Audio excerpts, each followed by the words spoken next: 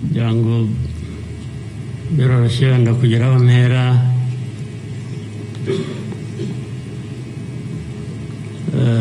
Ndahera ku mateka Bizimana yatubwiye.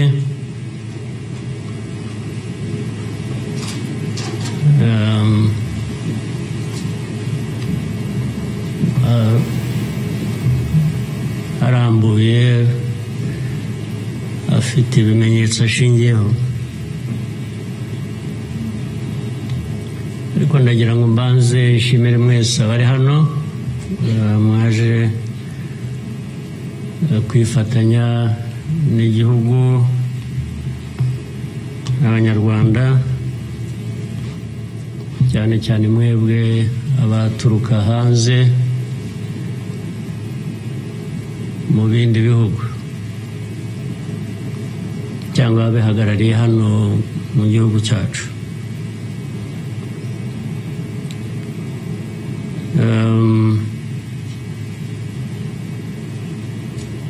Ndabashimira kuko kenshi ko dusigaye tubibona ko bisigaye biri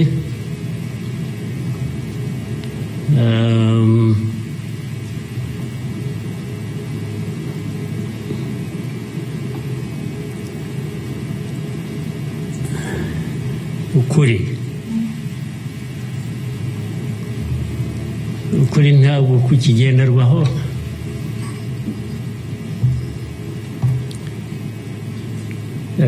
ni nacyo gituma, ariko reka mvugane, hari umuntu w'inshuti yanjye wigeze kumbaza atari ko wowe nk'umuntu ubaho ute ugahuza bimwe, ndaza kubivuga mu rurimi rw'amahanga, arambaza tubaho ute ugahuza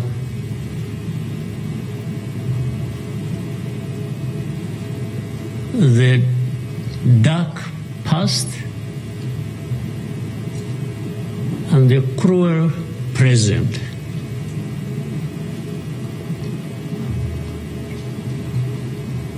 But how do you manage that?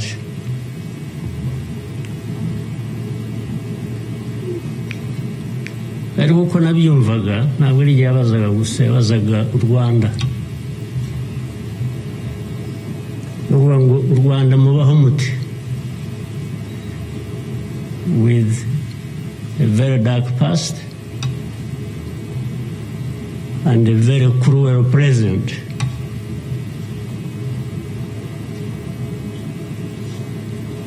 Icyo namushubije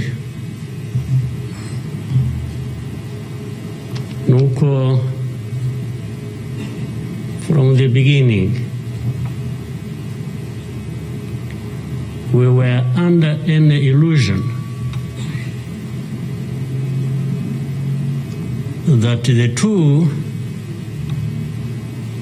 were siblings and we had to deal with them as such. You have to deal with the cruel present, knowing that it is very, very much related to the dark past. They are inseparable. So for us, we have a choice to make.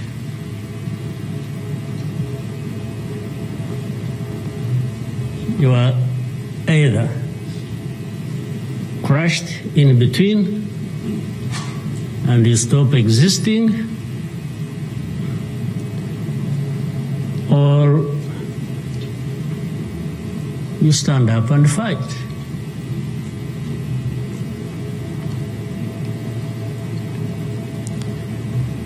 When people are saying in the testimony that, you know, the hope they have and that what happened here 30-something years ago will never happen again.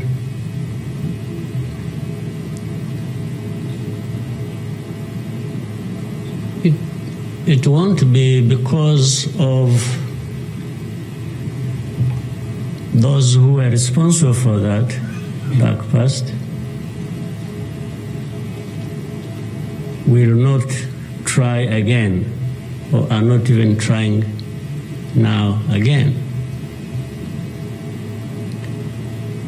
It will not happen again just because there will be people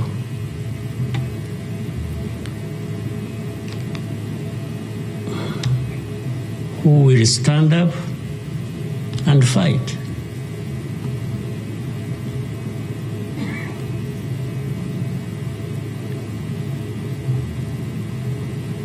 It's not because there are fewer people who wish to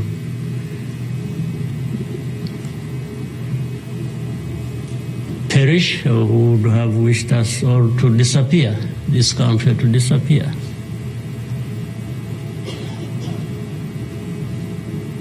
But how can people accept that? How can people not stand up and fight? Because anyway,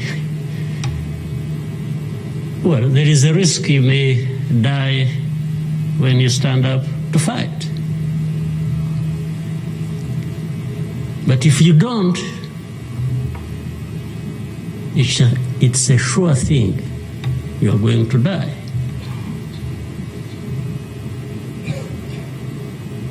So why don't I try the farmer? Why don't I try to stand up and fight with a chance that you might survive and live on your life as you want it, instead of giving up and you let people treat you as if for you to live, it's a favor that they are going to do for you. Why?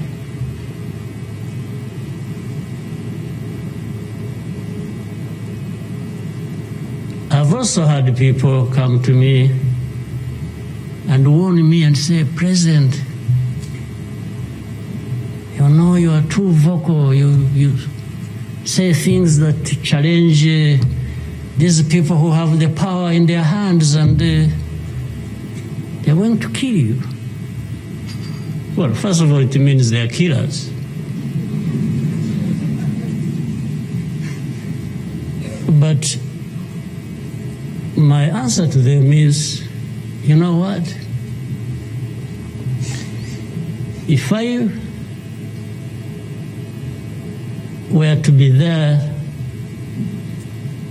to just accept these things to happen, I don't think I would count myself as living anyway. It's like I would already be dead. To live a life of lies, of pretense,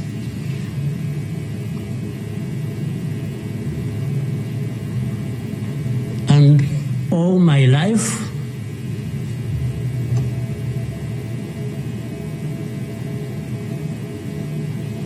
to somebody else I would be dead anyway. So why don't I die fighting?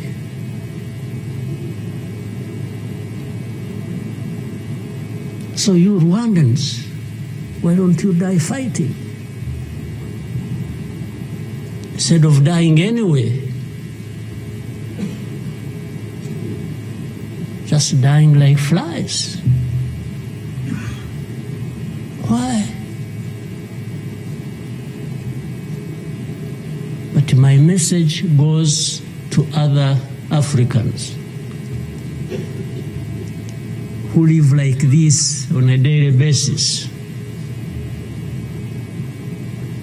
who are dehumanized.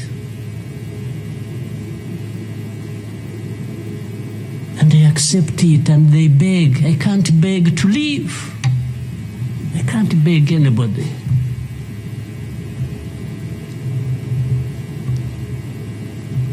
We will fight. If I lose, I lose. But there is a chance. There is a chance, a significant chance, that if you stand up and fight, you will live. And you will have lived a dignified life that you deserve, that anybody else deserves. So these people who are there to the UN, they are there to these Western capitals, they are everywhere, they are just saying, Rwanda. This small country, this Rwanda. I mean, you see, when you are talking about Rwanda and ganging up together against Rwanda, you think it's some country that is... I don't know. Then when I remember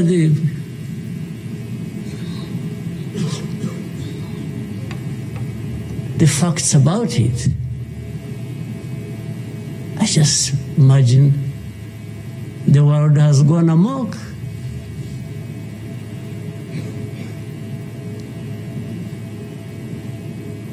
But in the midst of all that, we have to live. We have to live our lives, we have to fight for that, we have to live the way we want. And I tell anybody to his face to go to hell.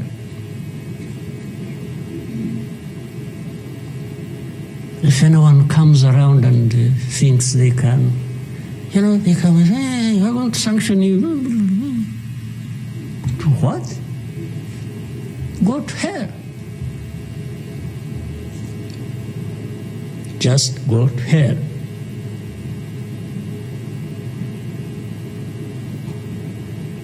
You have your own issues to deal with. Go and deal with your own issues. Leave me to mine. This is the spirit I think Rwandans must have in their daily lives. So my worry is not about how powerful these people are that come down upon us and throw anything at us. I'm never worried about that. I worry about one thing, which has lived on for centuries. It's for Rwandans. It's for Africans who sit back and find nothing wrong with accepting to be treated like that. That's my only worry. When can Rwandans, when can Africans refuse to be mistreated like this? To be told they have no value, to be told that their lives have to be lived as a result of a favor they are being done by somebody else. What a shame for people to accept that even for a moment. You must not accept it. You must get up and fight for yourself.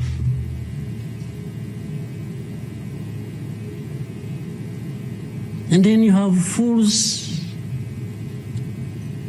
leading countries and being used as puppets.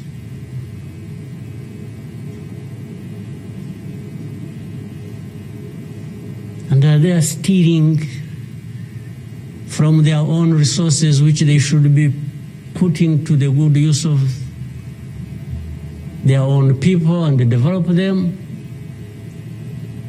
They just put everything to their own use, find billionaires in a sea of poverty, millions of people going hungry, and their leaders, billionaires, money that has been stolen from the resources of these people, and these are the ones received in Western capitals and praised, and when, Rwanda is being crucified literally at the UN, everywhere, these are the ones who show up and everybody is doing their bidding.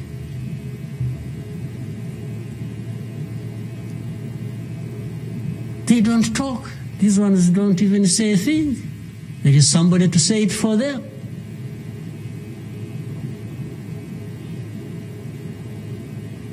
You don't say a thing.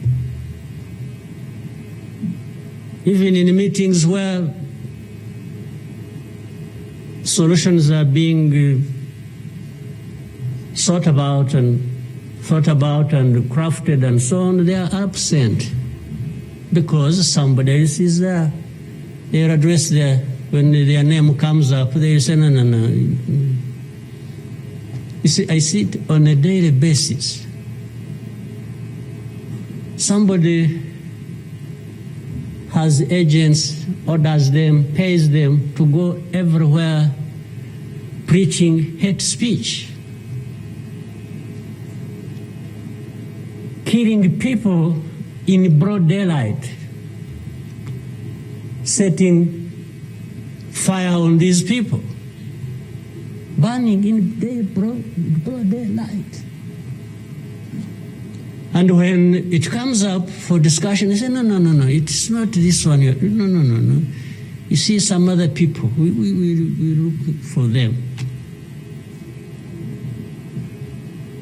But the person keeps coming up, he says, no, I will take the war to Kigali, I'll remove the government, these Tutsis, we are tired of them, like we are tired of them 31 years ago. Here, and it's okay. These wonderful people, these powerful people who tell us what to do and what not to do, they are okay with that. They are fine with that.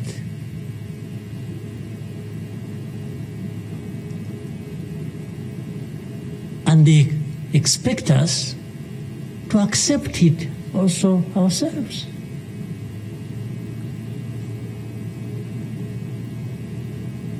In broad daylight.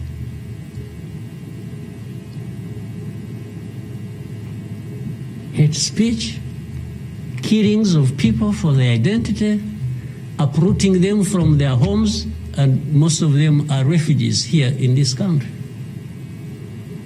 We have 125,000 people as refugees who have been living in camps, uprooted from their homes in Eastern Congo. And then these powerful, good people come here and pick 1, 2, 3, another day 5, if there are many, to go and settle them in those beautiful countries of theirs. And they leave the majority here. And they expect us to be thankful that that's a huge gesture of generosity. First of all, they take them knowing that these are actually refugees from a neighboring country. They don't take them as Rwandans. They take them as refugees from Congo. Only that they are taking very few. They are not, I wish they could take all of them. Those who wish to go and resettle them. So the rest becomes my problem. So what they have to do is cleanse Eastern Congo of all these people, bring them to Rwanda, take to your countries those you want, few, very few, not even 0.1%, and the rest should remain Rwanda's problem. Because after all, these ones are Tutsis like Kagame. That's a simple conclusion. But ask yourselves, how did these people end up being across the border of Rwanda? Was it really done by Kagame? Was it done by Rwanda? No, for us, we are here lucky that we are alive, that we survived.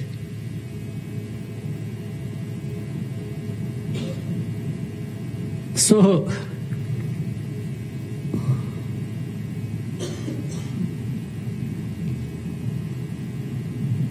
but as I say this,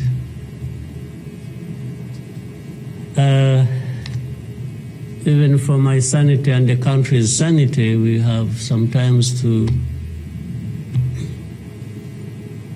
just try to do things differently. Meaning, if you want to be helpful,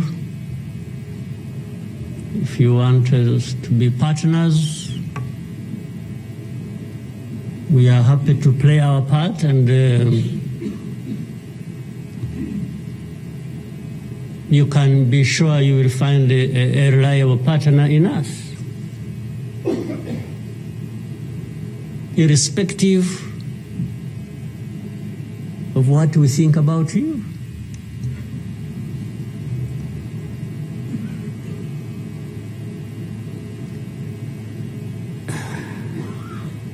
You know, this whole thing you see every day, you know, you have heard of groups, what is it? Group of experts. You have heard of that thing? These are people who go around, experts who are supposed to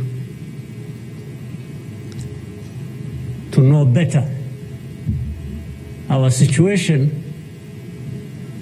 than ourselves. Can you imagine? And the ones who lead those groups are the very people connected with this history I'm talking about, or that BAZANYICA was talking about. Can you imagine the cynicism?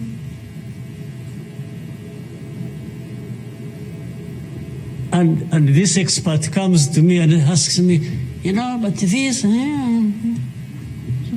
So the whole thing about genocide, this ideology that has killed millions of people, has been turned into a problem of minerals. You know, it's okay. Let's imagine it's a problem of minerals now. Was it a problem of minerals in 1994? Which minerals were we fighting for here? Just imagine. Which minerals?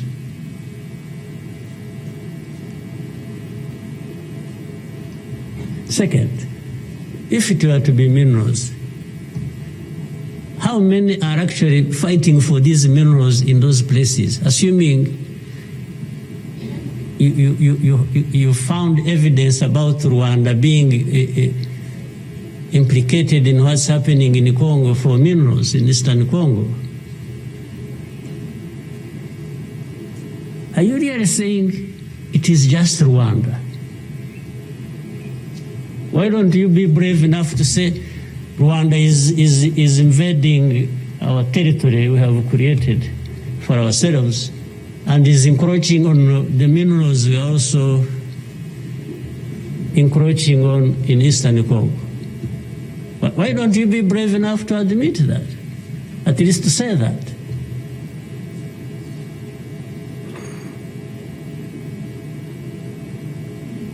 Minerals? If what is the allegations,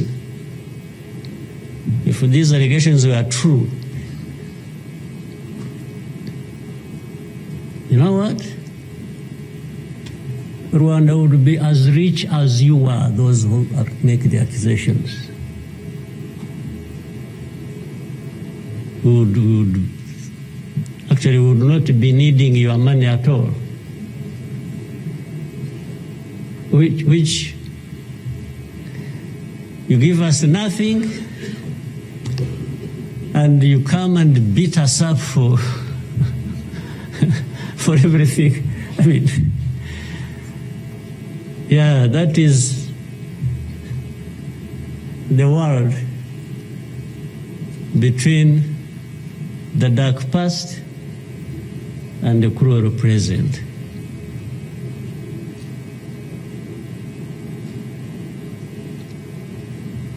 But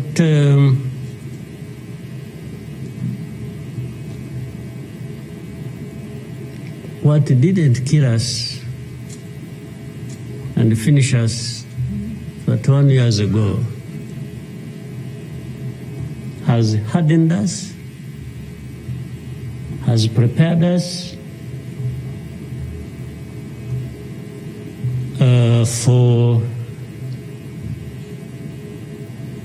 the bad things that will always come anytime these people want and wish. Honestly, I want to assure you,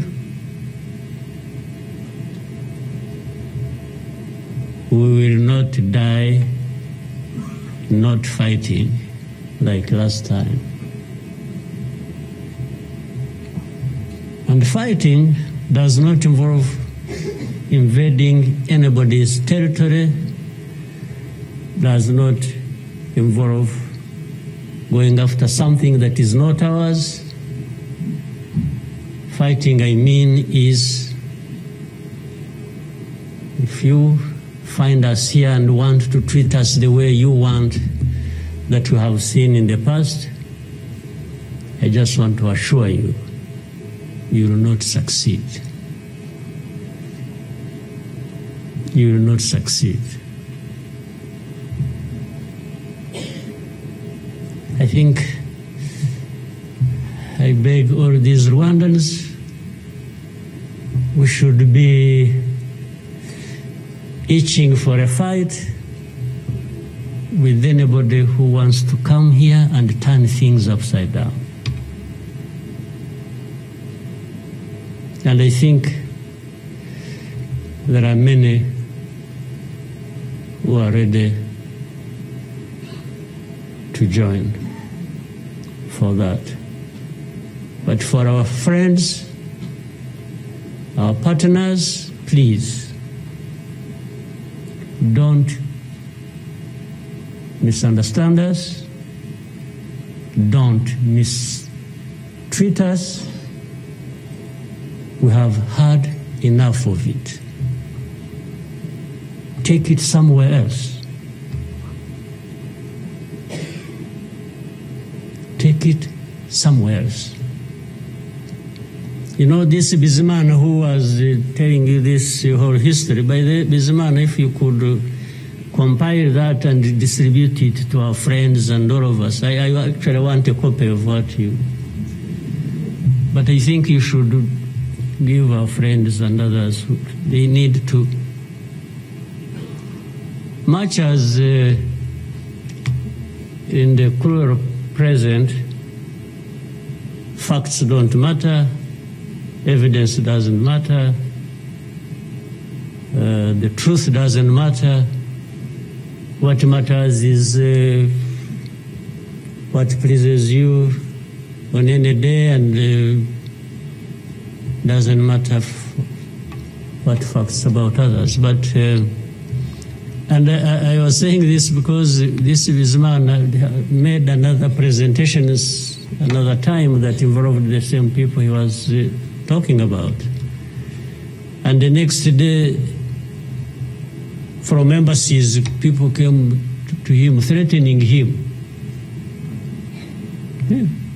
You know, they even, they're so foolishly brave to just, you know, they went to him. And I think another message went through Foreign Affairs.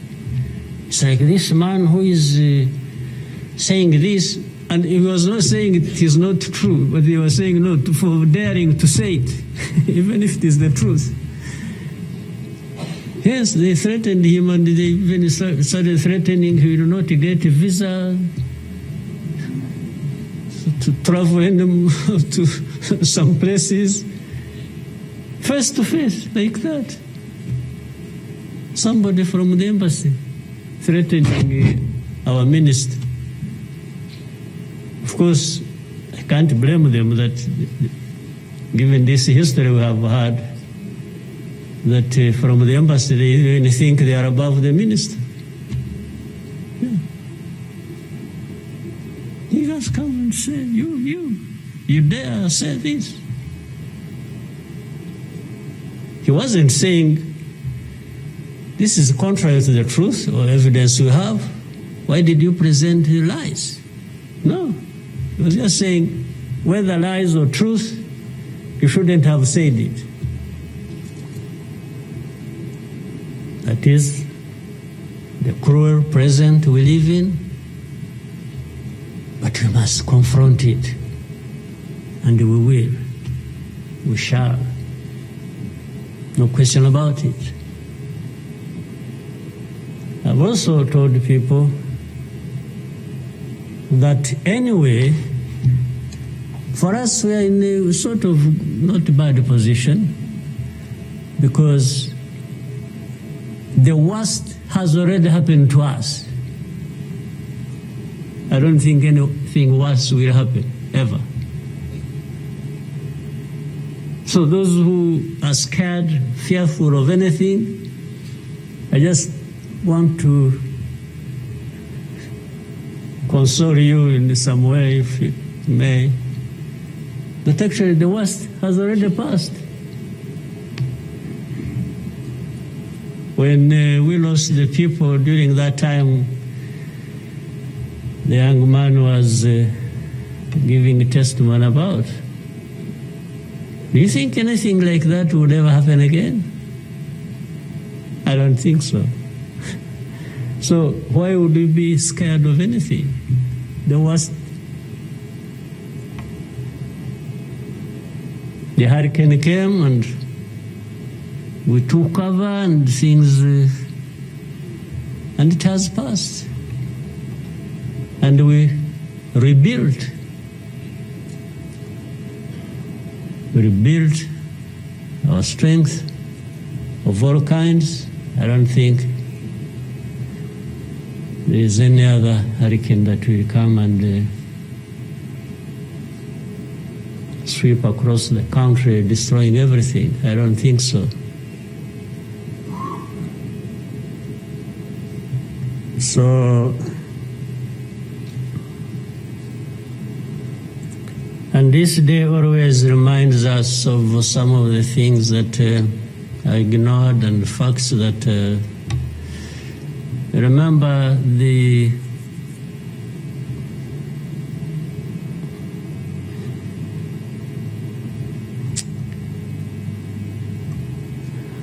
book written by somebody many of you know, Philip Gurevich, with a very long title. When he and this is a man who, well, at least I would have wished if they could think of such a man and put him in the group of experts, maybe they would benefit from. But you bring somebody just because she comes from a country that colonized Rwanda and that becomes the expert. I think that's not serious. But he said that the title of the book was, "We wish to inform you that tomorrow will be killed with our families." You know, who were they informing? And who was going to stop that? And who was going to come to their rescue? Nobody. It just happened as they said it. People kept telling the world, "We want to inform you that tomorrow we're going to be killed with all our families." And who cared? And the families were killed indeed, including the family of the young man who was testifying here. Well, including our families, those of us standing here who have been demonized every single day about our history. The history where there is a force that always has been attempting to turn victims into perpetrators. So these people who give testimonies and say what happened to them, they are actually now perpetrators. They are no longer victims. So the cynicism I was talking about of what happens in this world is that these very people who barely survived and who lost everything else and their families are now the victims, the perpetrators, no longer victims. That's what the world wants to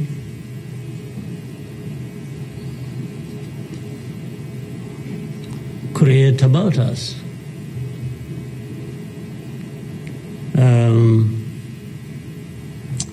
I think I should, even for, again, the sake of our sanity,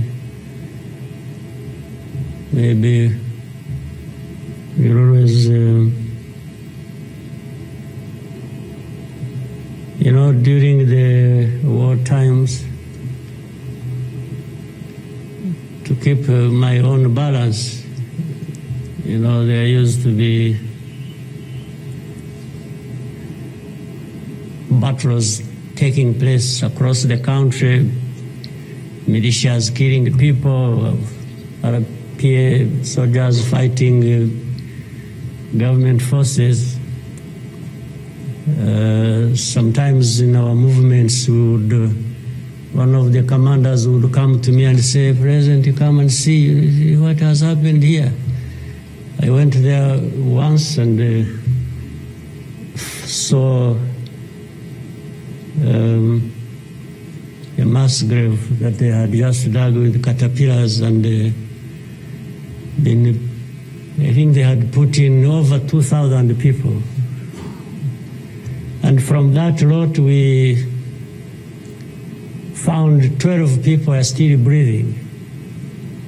And we got them out. I was told the other day of the 12, I think they lived for some time, and then now they are remaining 7 out of 12. I kept following the story. 7 are still alive. I think 5 died of... But from that moment,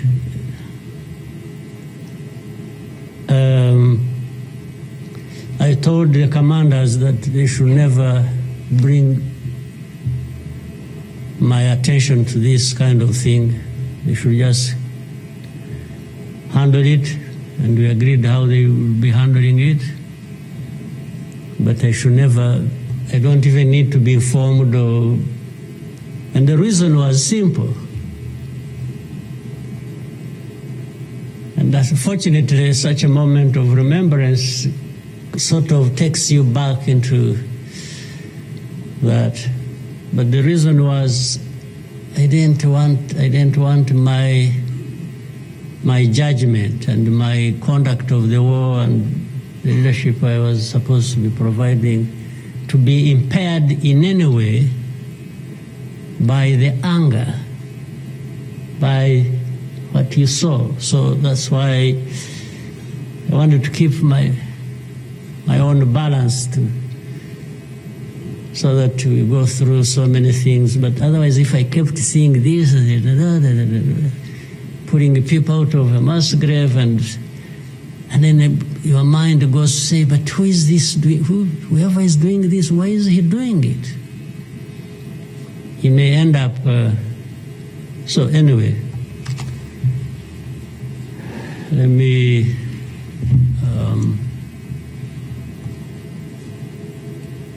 end here. There will always be another day, another year to commemorate our lost people.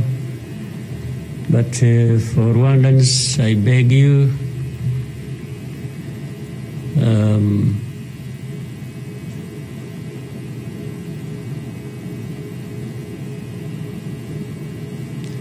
don't you owe your life to anybody else.